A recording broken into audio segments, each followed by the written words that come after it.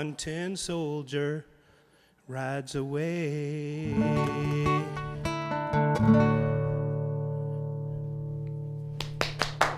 Thank you. Oh my goodness. I was Marco. That is my friend Marco Frucht, and he is going to come over and talk to us. Before he does that, remember the talent show is coming up at the Guard, and also Joseph's Amazing Technicolor coat is coming up, and they're doing a coat drive, and if you do that, you'll get a discount off your tickets at the Guard. It's wonderful. Check out the Guard. Go on to www.theguardartscenter.org and check out all the wonderful things they have going on there, because it's all about community, and it's great. Also, I didn't know this, but the New London Library has all kinds of things going on there too. I did not know that if you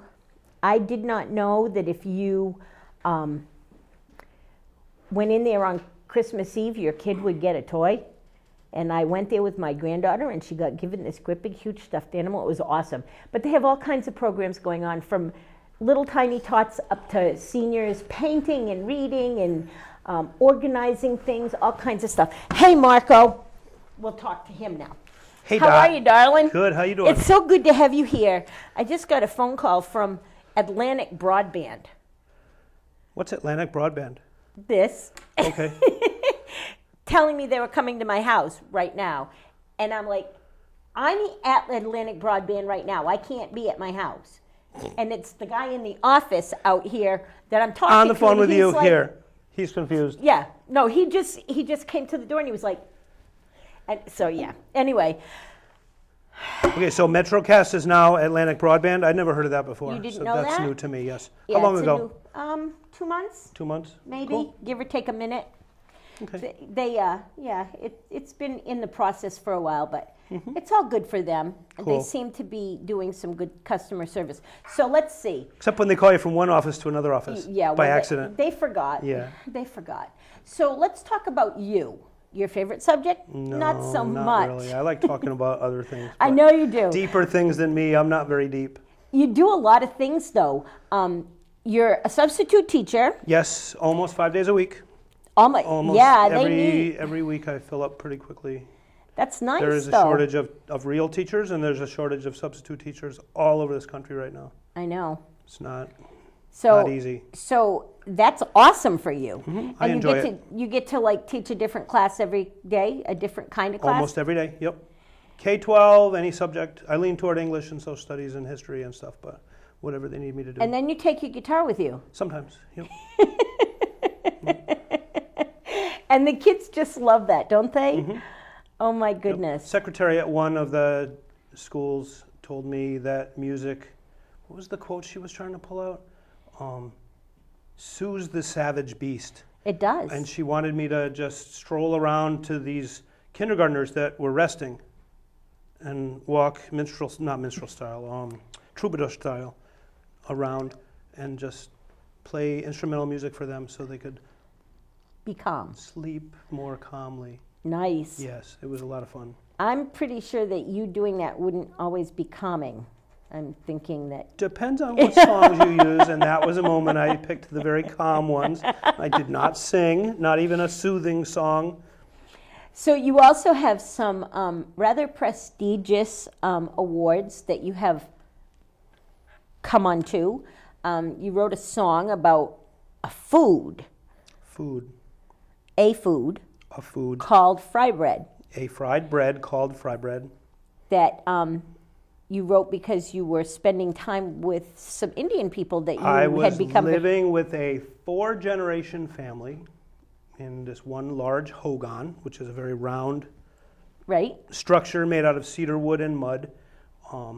And there was a little girl about 4 years old named Jarina who would yell at her great-grandmother. She called her a term of endearment that we recognize, Nana. I thought my Swedish grandmother was the only Nana in the world. It surprised me to hear some little girl calling her great-grandmother Nana. Once I got used to that, I couldn't quite get used to her yelling at her Nana, but we won't go there. Right, and right. she would just wake up at sunrise when the sunlight was getting through the door. Her Nana had already woken up 10 or 15 minutes before that and was starting all the staples, the traditional foods they make, mutton, corn, fry bread, and she'd already made a few pieces. And this little girl, almost like clockwork, every day for a month and a half, 30 or 40 days in a row. Nana, Nana, make me fry bread. If you're my Nana, you have to make fry bread. You're not my Nana if you don't make fry bread. And instead of saying, quiet kid, you bother me, or something even more obnoxious, like maybe my Nana might have said, she'd say, oh, sure, darling, I'll make you the next piece of fry bread. So one of the nights, I put a piece of paper right next to my bed space and said, the minute I wake up and hear that little girl again, I'm going to write every word she says, and I'm going to move it around, because there's a song in that. And that's what became my fry bread song. And then it got nominated for a Native American Music Award, which is a sectional similar thing to the Grammys. Parallel to it, it's not the same company. Oh, absolutely, absolutely. It's very prestigious, and we were all very proud of you that had happened for you. Now, when you're writing music, it seems that you take on a second personality, sort of. Because you're not, sometimes you're not quite as animated. When you're out in public, you tend to be a little bit more quiet and withdrawn. You're not really the abundance of whatever that is over there that you do behind a microphone when you're out with people. You're not that same person. Well, of course not. If I'm at a table for 4 with 3 people, I know a couple of them and I don't know another person or something, it's not going to be, let me entertain you. You know, it's going to be, hey, how you doing? What's new? Nice to meet you. What do you do? I do this. What do you do? What's your major? Stuff like that, you know. How's the weather? Think the Mets will win this year? Yeah. But that's a good thing, too. Yeah. Now, one of the things that you do in our community is you get involved with the local talent show. This talent show is in its, what? 6th annual, I think. It started 2010-ish, or right after 2010. Yeah, right after Matt Chu got murdered. And this it was one of many nonviolent responses to an act of violence that tore the town apart. Definitely tore the town apart. 4 different groups of people wanting to hate on each other, wanting to let's fix retaliate, wanting whatever. So we had a meeting at the Oasis room of Guard Arts, and about 300 some odd people showed up, and one young man started, I'm using this in a positive light, which started a rant where he started saying, you know, why do we have this theater regional size that could be like the Apollo? We could have a talent show or something. And one of the founding members stood up and said, I'm pretty sure the board will support me on this. I'll talk it over with them, but you're going to get one night a year for eternity to run your own show. If it wants a talent show or a variety show or whatever show you want to do, it's your show. You sell the tickets. You put it on. So that group evolved.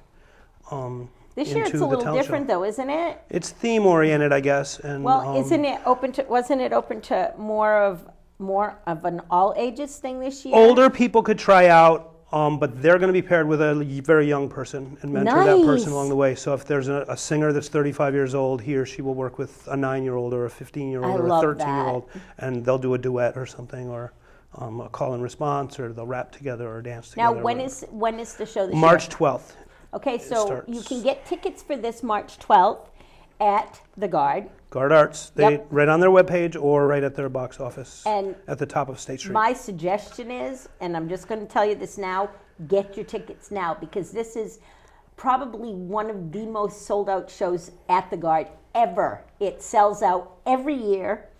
And I had to do some finagling to get in last year. Major finagling.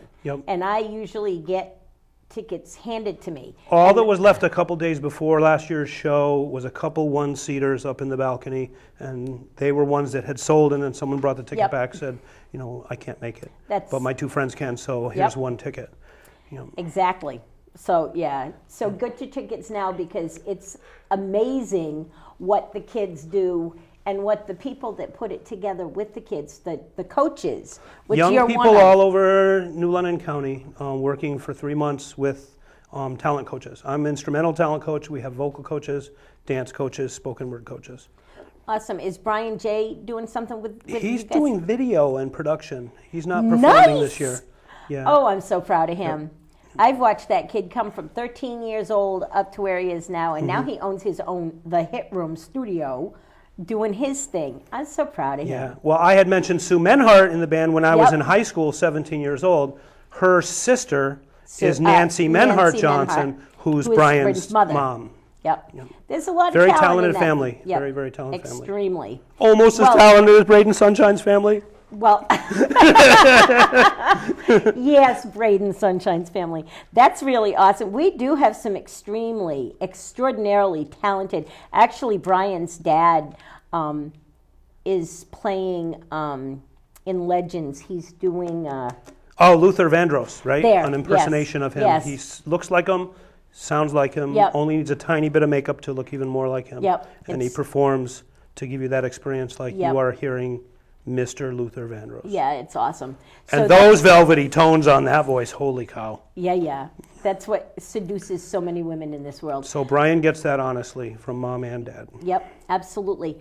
If you could tell the world one thing before you go back to play and take us out, what would you tell the world, and what would it have to do with music?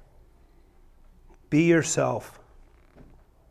Okay, what does that have to do with music? Unless you can be a ninja and then still be yourself. Oh my goodness. So many people try to emulate one person or just two people. If you're going to emulate anything, you should emulate the hundreds and hundreds of people you've been hearing all your life and try to be a lot like all of them. And I can't speak for other people, but the real important thing for me is to find my own voice and then bring that out. And it's me singing my song, it's me singing this other person's song, it's me singing this band's song. I have to put some of my own in it. I get really bored doing a cover song the exact same way that band did it. Yeah, if I want to do a Bob Dylan song exactly how Bob Dylan does it, I'd rather just turn the record on and listen to it. I'd rather you didn't. To me, whether it's 300 years ago or now or last year, I see it almost like the old classical style of call and response with theme and variation. Someone writes a piece and then someone else learns that piece and then turns it upside down or makes it, just takes all the sharps and flats out and plays it just in C or whatever. And then it's almost like they're saying back to this person, do you hear this too? Yeah. And if the person's 300 years old, they can't go, yes, I do, they can. or no, They I really don't. can. But yes, They can. you can feel that They vibe, really and can. that's where I'm at, and that's what I would like to tell everybody. So my be problem- more like yourself and a lot less like other people. And I love that. And now what I have to do is tell you that we've run out of time again. We always run out of time. We do this all the time. I know. You and I could sit and talk forever, and I love that. So you have to come back again, and not as long of a time. Don't wait as long. And if you have some talented kids you want to bring back with you, do that. Ooh, we could do that right after the show or something, I'd love right? to have that happen. I'd love to have that happen. Take us out with a song. Thank you so much for coming. You blow my mind. Every time you come, you make me laugh and giggle and tee-hee. Yay, good to meet you. I turned the wrong way, sorry. Okay, so while Marc was going back to take us out with the song, let me just remind you, shop local. Check out the local shops. The Lancers Whaler show is down at the Guard, and you really should check that out because... at the Hygienic. Did I say the Guard? I have the Guard on the brain. At the Hygienic, the Lancers Whaler show is down there, and that's those two different towns with the kids with their artwork. It's fabulous. Check it out, okay? All right, until next week, God bless and have a really great week.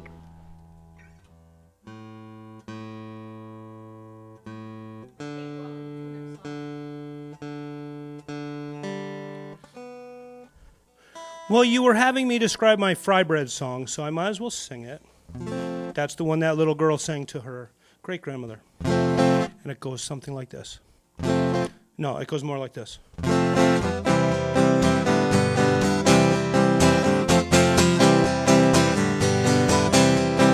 Fry bread, make me some fry bread. How can you be my nana if you won't make me fry bread? Fry bread, make me some fry bread. How can you be my nana if you won't make me fry bread? Make me some fry bread, chop up some peppers. Make me some fry bread, add some beans and cheese. How about want some fry bread. Chop up lettuce and tomatoes. Make it any kind of bread. Make some fry bread, please. Fry bread, make me